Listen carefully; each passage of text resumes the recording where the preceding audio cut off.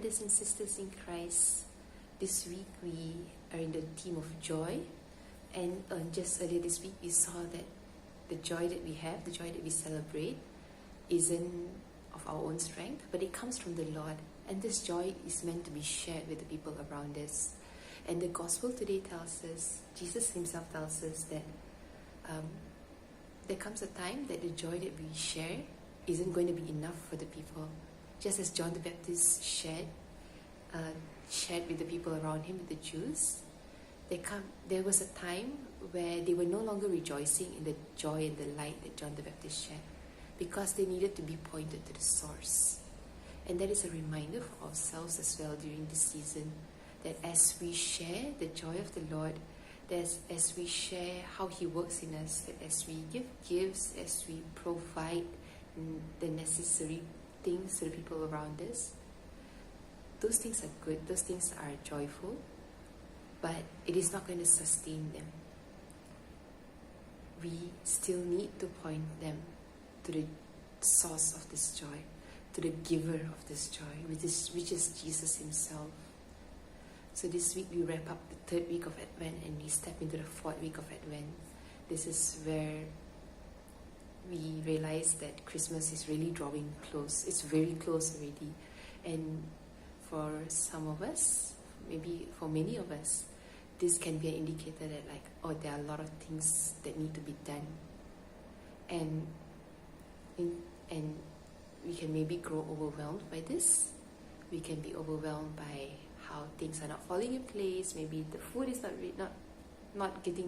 ready. The gifts are not coming, are not arriving. There are delay in the postal services. There are just so many things to be done.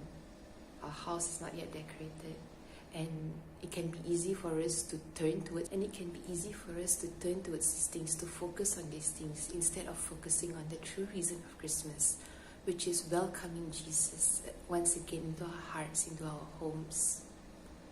And my brothers and sisters, I just want to extend this invitation to you that no matter where we are at on our Advent journey this year, that this, if you have not already started, this is a good time to start.